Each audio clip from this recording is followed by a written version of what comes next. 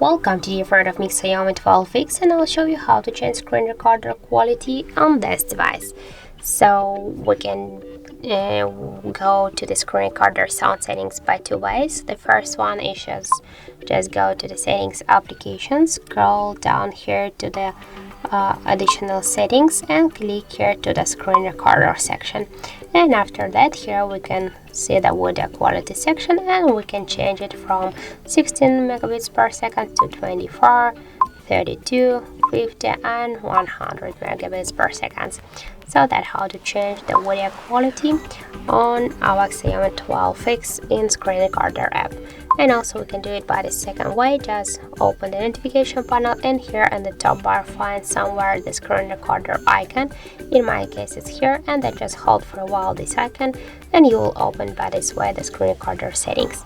So that's it. Thank you for watching, and if you find this video helpful, don't forget to leave a like, comment and to subscribe our channel.